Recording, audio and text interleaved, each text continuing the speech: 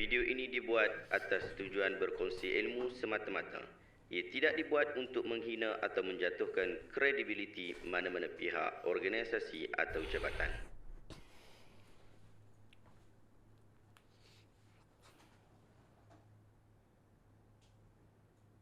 Assalamualaikum warahmatullahi wabarakatuh. Saya Syekh Budin. Terima kasih banyak kerana anda berada di channel YouTube saya dan terima kasih banyak jika anda telah tekan butang subscribe. Kalau belum tekan butang berkenaan, tekan butang itu sekarang. Jika ada video-video yang bermanfaat, insya-Allah akan ada di feed YouTube anda. Sahabat-sahabat, baru-baru ni jadi viral satu kenyataan daripada Tuan Guru Ahmad Rozaini. Jom kita tengok video berkenaan sama-sama dan kita berikan reaction selepas daripada itu. Zakat pendapatan bayar apa? Zakat apa? Ada pendapatan bayar. Pendapatan tu apa setan? Setan? Ui, sedapnya bahasa. Pendapatan tu apa? Biji-bijian. Gaji upah. Upah ada zakat. Inilah Sewil ni Yusof Qaradawi. Sewil? Yusof Qaradawi yang cerita zakat-zakat pendapatan ni Yusof Qaradawi lah. Ulama Azhar tak pakai Yusof Qaradawi. Ustaz Malaysia yang pakai. Jadi Yusof Qaradawi. Berkata Syekh Qaradawi. Padahal tak boleh pakai satu pun. Kita ada di Azhar lepas buang. Buang parit. Pasal apa? Tak boleh pakai. Pasal tu ada banyak bercanggah dengan ulama-ulama mazhab. Nah, banyak benda yang salah dalam bab akidah kat dia, dalam bab fiqh kat dia. Dia yang keluarkan fatwa janin kalau sebelum 4 bulan, macam mana? Kalau simak-simak tengok-tengok kepala tak ada, kaki tak ada, tangan tak ada. Contoh, dia kata apa? Harus digugurkan. Pasal Islam menjamin anak-anak yang sihat. Kepala otak betul. Kepala otak. Kalau ikut fatwa dia tu seolah-olah bila beranak cacat macam mana? Boleh dibunuh siapa? Buat menyusahkan bela nak bela. Macam tu kan? Ni Qaradawi je kan. Qaradawi macam-macam fatwa ada gila, salah lah. Yang ada yang betul lah. Tapi bila orang ada betul ada salah macam ni dan dia pula bukan ahli mujtahid, pula tu banyak benda yang menyalahi daripada ijma' ulama. Tak boleh pakai dia, lempar parit ni. Saya lempar parit. Saya ganji pun tutup saya semua tak pakai. Orang Haji Ghazali masa zaman dia tu tak ada lagi lah. Kalau arwah patih tak pakai. Itu tak boleh pakai. Dia juga yang fatwa boleh dermakan. Lagi dia tahu macam-macam kau nak sebut tu. Ulama kita yang input tebal-tebal tu. Semua benda-benda yang telah dipatuakan keluar dalam majalah Timur Tengah tentang isu-isu semasa. Gelatin babi boleh makan. Antaranya dia apa yang sebut macam-macam lah. Macam-macam. Tauhid 3 pun salah kan dia ni. Pasal dia ada benda yang disokong tauhid 3. Ngaji tauhid apa duk faham tangan Allah, muka Allah, susah hati. Malaysia pakai. Kan biasa dengar khutbah Jumaat pun berkata Yusof Qaradawi, pakai Qaradawi lah. Macam tak ada orang lain nak disebut nama. Kita punya apa PU apa lagi? Legit betul dia ni.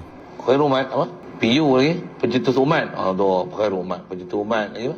Imam muda, dai, daun, lagi apa? Tanyalah ustazah kan. Biasanya dipetik nama Yusof Qaradawi.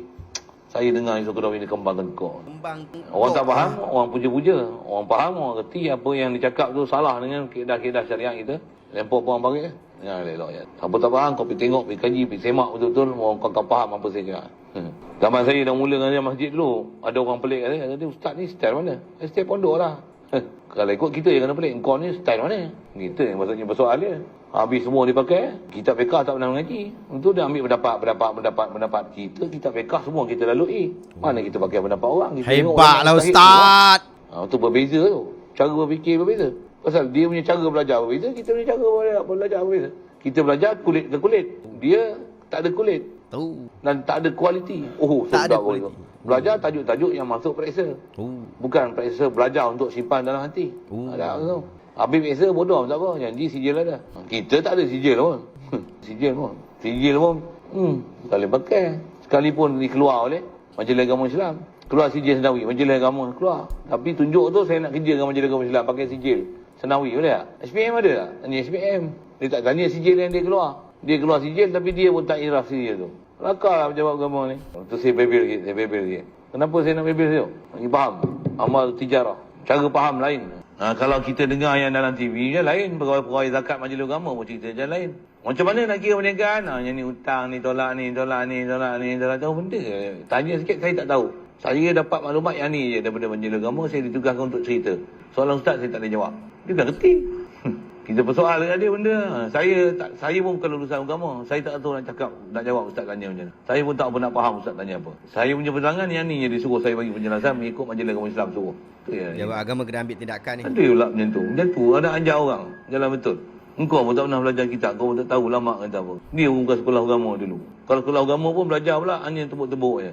Lepas tu untuk jawab periksa. Itu pun masuk ambil tahdid je. Maknanya masuk dalam silibus saja. Tak dalam silibus saya tak tahu, tak belajar. Tak saya bimbing tu buat tu.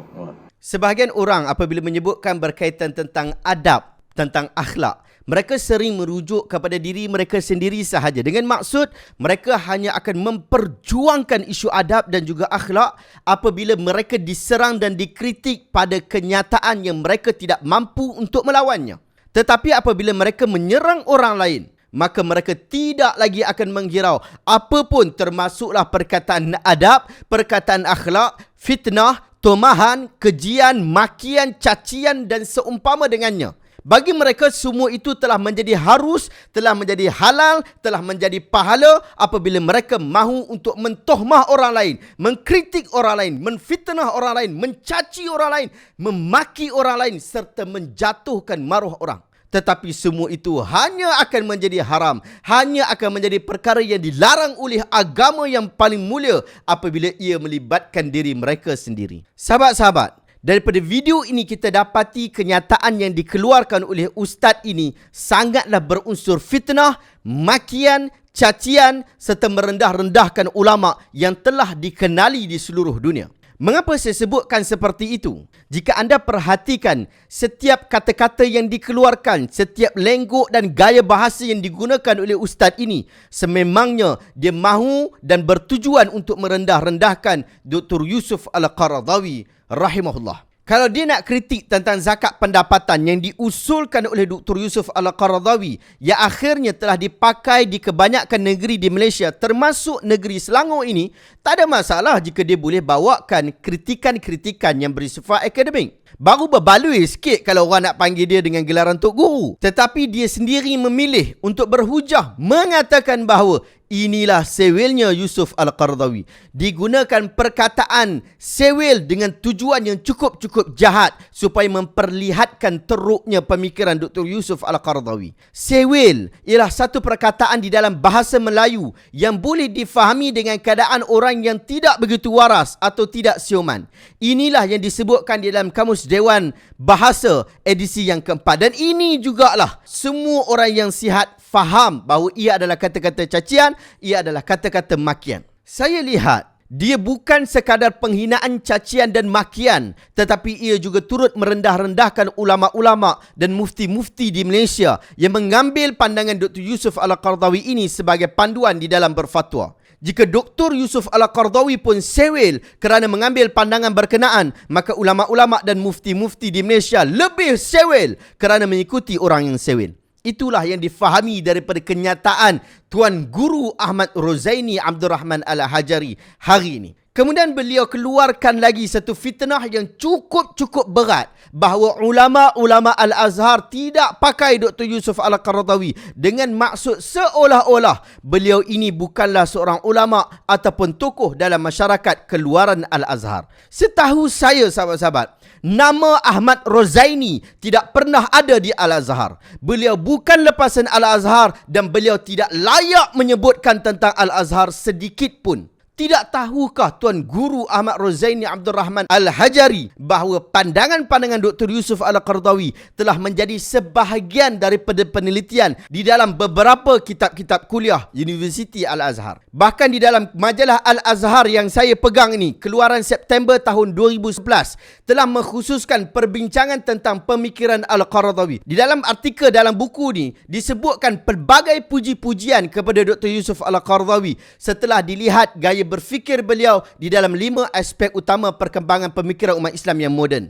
Di hujung perbahasan disebutkan, yang ni saya nak bacakan untuk anda, moga-moga ia dapat memberikan manfaat kepada kita semua. Ini adalah majalah Al-Azhar keluaran September tahun 2011. Dan ini memang keluaran daripada Al-Azhar semata-mata, tidak dikeluarkan daripada penerbit yang lain. Memang majalah rasmi daripada Al-Azhar.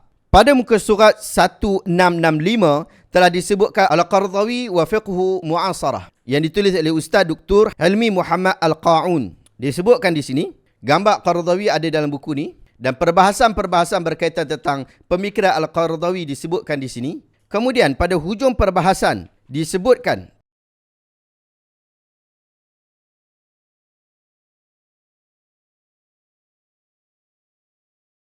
ثم إن الرجل حظ بتقدير العديد من الجهات العلمية والمؤسسات الدعوية والخدمية في عالم عربي وخارجه، فقد شارك في كثير من المنظمات الإسلامية والمؤسسات التي تخدم المجتمعات العربية والإسلامية، وحاضر في العديد من الجامعات والمنتديات الثقافية العربية الإسلامية والأجنبية، وقد منحته جهات عديدة جوائزها وشهاداتها التقديرية اعترافا بدوره وفضله في خدمة الإسلام والدعوة الإسلامية. ومنها جائزة البنك الإسلامي للتنمية في الاقتصاد الإسلامي لعام 1411 هجرية، وجائزة الملك فيصل العالمية بالاشتراك في الدراسات الإسلامية لعام 1413، وجائزة العطاء العلمي المتميز من رئيس الجامعة الإسلامية العالمية بماليزيا لعام 1996، وجائزة سلطان حسن البلقية سلطان بروناي دار السلام في الفقه الإسلامي لعام 1997. لقد كان القرضاوي في حياته العامة والعلمية منحازا إلى ربه ودينه وأمته. Maksudnya apa? Kemudian lelaki itu diberikan penghargaan oleh banyak pertubuhan-pertubuhan akademik, institusi-institusi dakwah dan institusi swasta di dunia Arab dan di luar negara. Beliau telah terlibat dalam banyak organisasi Islam dan institusi yang melayani masyarakat Arab dan Islam dan telah memberikan ucapan di dalam banyak universiti dan forum kebudayaan Arab, kebudayaan Islam dan juga orang bukan Arab. Banyak pihak juga telah memberikan anugerah dan pengiktirafan mereka sebagai penghargaan terhadap peranan dan sumbangannya dalam perkhidmatan Islam dan dakwah Islamiyah. Di antaranya adalah anugerah ekonomi Islam daripada Islamic Development Bank bagi tahun 1411 Hijriah. Kemudian anugerah antarabangsa Raja Faisal dalam kajian Islam bagi tahun 1413 Hijriah. Kemudian anugerah kecemerlangan sarjana dari Presiden Universiti Islam Antarabangsa Malaysia pada tahun 1996, serta satu anugerah daripada Sultan Hasanul Bolkiah Sultan Brunei pada isu fiqh al-Islami pada tahun 1997. Dr. Yusuf Al-Qaradawi dalam kehidupannya secara umum, demikian juga daripada sudut akademik, dia telah membela Tuhannya, agamanya serta umatnya. Begitu besar sumbangan dan ketokohan Dr. Yusuf Al-Qaradawi, tetapi ia langsung tidak diketahui oleh seorang lelaki bernama Ahmad Rozaini. Dan saya yakin apa yang direkodkan di dalam majalah Al-Azhar ini masih lagi tidak akan menjadi bukti yang kuat untuk menenangkan hati seseorang yang begitu sakit hati kepada Dr. Yusuf Al-Qaradawi seperti Tuan Guru Ahmad Rozaini. Kenyataan beliau yang menyebutkan bahawa kitab-kitab Al-Qaradawi tidak dipakai sikit pun, bahkan dengan dakwaan yang cukup jahat daripada beliau, beliau kata Al-Azhar buang dalam parit saja. Ini adalah kenyataan yang bohong, kenyataan yang tipu dan bersifat fitnah yang jahat. Bayangkan di dalam kitab kuliah kami di Al-Azhar, banyak kitab-kitab kami, antaranya kitab Ahkam Bursa wa Tawriq wa Tawarruq min manzur fiqh Islami wal iqtisad al-ma'asir, dirasah fiqhiyah muqaranah. Kitab Fiqh Muqaran tahun yang keempat dimasukkan rujukan buku Dr. Yusuf Al-Qaradawi bertajuk Fawaidul Bunuk hiya riba al-haram. Dimasukkan kenyataan beliau, rujukan buku beliau di dalam hal ini. Saya tunjuk dan buktikan kepada anda. Ini adalah buku kitab Fawaidul Bunuk hiya riba al-haram. Saya letakkan tepi di buku ini. Manakala ini adalah kitab daripada Al-Azhar, Al-Ahkam, Ahkam Al-Bursah wa Tawriq wa Tawarruq min manzur fiqh Islami wal iqtisad al-ma'asir. Yang ni yang diajar oleh guru-guru kami. Kedua-dua guru ini telah mengajar kami dan kami mengambil manfaat daripada mereka, iaitu Ustaz Dr. Husni Abdul Sami' Ibrahim dan juga Dr. Tulbah Ibrahim Sa'ad. Kedua-dua mereka mengajar kitab ini kepada kami. Tak payah tunggu jauh-jauh. Dalam beberapa muka surat saja, 4 muka surat 49 sahaja, telah isu berkaitan tentang isu pelaburan dan telah dijadikan buku Dr. Yusuf Al-Qaradawi yang berada di sebelah ini sebagai panduan. Dia kata raja', rujuk balik kepada kitab Fawaid Bunuk hiya riba al-haram Dr. Yusuf Al-Qaradawi, muka surat 72. Kita tengok pada buku ni, muka surat 72. Yang disebut benda yang sama berkaitan syahadah al-istismar. Nampak tak? Jadi dia jadikan buku ini sebagai rujukan. Bukan setakat sekali saja dijadikan sebagai rujukan, muka surat seterusnya juga dijadikan sebagai rujukan, kemudian pada kenyataan yang seterusnya juga dijadikan sebagai rujukan. Nampak? Dan ini juga yang telah dijadikan rujukan di dalam bab-bab yang lain. Ini hanyalah salah satu contoh daripada banyaknya contoh-contoh yang lain yang menunjukkan bahawa Al-Azhar tidak pernah sekali-kali buang kitab tokoh ulama. Apatah lagi seorang tokoh seperti Al-Qardawi di dalam parit, tetapi kita mengambil manfaat ilmu daripada tokoh-tokoh ulama di dalam pelbagai sekolah pemikiran. Tak habis dengan itu, Ustaz Tuan Guru Ahmad Rozaini Al-Hajari mengatakan dia kembang tengkuk apabila dengar nama Al-Qardawi. Saya fikir boleh jadi beliau sedang dirasuk syaitan apabila mendengar nama ulama sehingga beliau tidak selesa dengan seorang tokoh ulama yang alim dan berilmu. Isu janin yang diharuskan untuk digugurkan kurang daripada 4 bulan ataupun 120 hari bukanlah fatwa Qardawi semata-mata, tetapi ia juga adalah fatwa daripada ramai ulama-ulama di seluruh dunia, antaranya Majlis Fatwa Palestin dan negara-negara lain. Bahkan di dalam muzakarah fatwa Jawatan Kuasa Fatwa bagi Hal Ehwal Agama Islam Malaysia kali ke-26 yang diputuskan pada 7 Mac 1990 menyatakan, yang pertama, menurut ijma' fuqaha haram menggugurkan janin yang sudah berusia lebih 120 hari kerana pengguguran itu dianggap satu jenayah bunuh ke atas janin yang sudah ditiupkan roh, kecuali pengguguran itu untuk menyelamatkan nyawa ibu atas sebab kecacatan yang teruk. Yang kedua, makruh menggugurkan janin berumur antara 1 hari hingga 40 hari sekiranya tidak mendatangkan bahaya kepada ibu dan mendapat persetujuan daripada suami dan isteri. Yang ketiga, ijma' fuqaha berpendapat hukum pengguguran janin berumur sebelum 120 hari adalah harus sekiranya janin itu cacat dan berpenyakit yang boleh membahayakan nyawa ibu. Muzakarah mengambil keputusan bahawa haram menggugurkan janin di dalam kandungan kecuali atas sebab kecacatan yang teruk yang boleh membahayakan nyawa ibu. Ini adalah keputusan Muzakarah Fatwa Kebangsaan Malaysia. Ia bukan pandangan Al-Qardawi berseorangan sahaja. Jika Tuan Guru ini tidak tahu, baik Tuan Guru diam saja. Bahkan Tuan Guru Rozaini ini sangat biadab apabila mengatakan Dr. Yusuf Al-Qardawi bukan seorang alim mujtahid. Saya yakin Tuan Guru ini dia tak tahu pun menatang apa yang disebutkan dengan ijtihad, tak tahu menatang apa yang disebutkan dengan istilah mujtahid, sehingga dia tak tahu tentang kualiti keilmuan Dr. Yusuf Al-Qardawi. Pada tahun 2022, Islamic University of Gaza telah buat satu program keilmuan yang bertajuk Al-Imam Al-Qardawi Mujaddid wa Mujtahid. Imam Al-Qardawi seorang mujaddid, seorang mujtahid. Dibincangkan pelbagai aspek-aspek ilmu Dr. Yusuf Al-Qardawi. Bahkan dinilai pandangan-pandangan beliau bersama dengan pandangan ulama-ulama yang lain. Dibawa kitab-kitab penulisan beliau dibandingkan dengan kitab-kitab para ulama yang lain, sehingga mereka akhirnya menyimpulkan beberapa metodologi unik yang ada pada Dr. Yusuf Al-Qardawi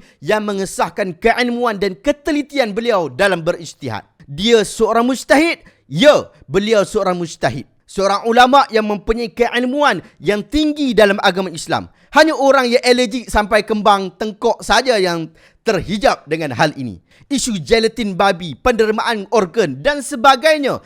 Ia adalah isu-isu akademik yang dibincangkan dengan nada dan wajah akademik. Kami di Al-Azhar telah didedahkan dengan isu-isu ini seawal tahun pertama lagi. Duk bincang dah berkaitan tentang gelatin babi. Kita dah bincang dah berkaitan tentang pendermaan organ. Awal tahun 1 lagi dah. Dikuliti satu persatu hujah dengan lembut dan keras. Tetapi bila sampai kepada Tuan Guru seorang ni, benda akademik dah jadi mainan untuk hinaan kepada para ulama. Saya fikir sudah sampai masanya orang-orang yang mendabik dada mengatakan mereka membela ulama untuk tampil mempertahankan Dr. Yusuf Al-Qardawi rahimahullah. Di mana Ustaz Fawaz Fadl Noor yang duk gebang sana sini bahawa dia belajar daripada Dr. Yusuf Al-Qardawi, sampai hari ini, sampai waktu video ini dibuat, tidak ada satu perkataan pun yang dikeluar daripada Ustaz Fawaz Fadl Noor. Jangan mengaku sebagai anak murid, tetapi apabila Tok Guru dibahan dan dicaci dengan zalim, dia masih duk relax, goyang kaki sahaja. Ustaz Fawaz, keluarkan kenyataan anda untuk membela guru anda. Jangan duduk diam seperti tikus. Para pembela ulama yang lain juga, inilah masanya anda bangkit. Orang ini jelas-jelas berbohong dan memfitnah ulama. Takkan hampa nak duduk diam saja? Takkan isu-isu sepele yang lain anda bangkit dengan mengatakan bahawa aku akan bela agama dengan sebenar-benarnya kerana ulama-ulama ini pembela agama. Tetapi sampai ke isu Dr. Yusuf Qardawi, hampa diam 1000 bahasa. Demikian juga jabatan-jabatan agama, khususnya Jabatan Agama Islam Perak. pada hujung-hujung video itu sangat jelas dia kutuk pengurusan pentadbiran Jabatan Pengajian Islam Negeri Perak. Masih boleh duduk diam? Itu pilihan daripada anda. Wallahu ta'ala a'lamu bisawab. Adakah anda dapat sesuatu ilmu yang bermanfaat pada hari ini? Dan saya sangat berharap anda mendapat ilmu yang bermanfaat pada hari ini. Jika anda rasa video hari ini bermanfaat, tekan butang share. Semoga orang lain juga mendapat manfaat yang sama. Sahabat-sahabat, kita sekarang dalam kempen untuk nak pergi tambah upgrade ilmu di masjid-masjid di seluruh Malaysia. Kita target 100 masjid dahulu untuk kita edarkan buku Sahih Al-Bukhari di dalam bahasa Melayu Malaysia. Kita edarkan supaya ustaz-ustaz di seluruh negara ini boleh mengajar kitab Sahih Al-Bukhari daripada rujukan-rujukan yang cukup-cukup bagus, cukup-cukup bermanfaat. Kalau anda nak join untuk projek infak, projek untuk membantu program ini berjalan dengan baik, anda pergi link yang saya letakkan di bawah. Semoga kita semua mendapat manfaat dan semua sekali kita dapat mengambil bahagian di dalam usaha mengembangkan ilmu yang baik di dalam masyarakat. Wallahu ta'ala alam. Jumpa lagi dalam video reaction seterusnya. Assalamualaikum warahmatullahi wabarakatuh.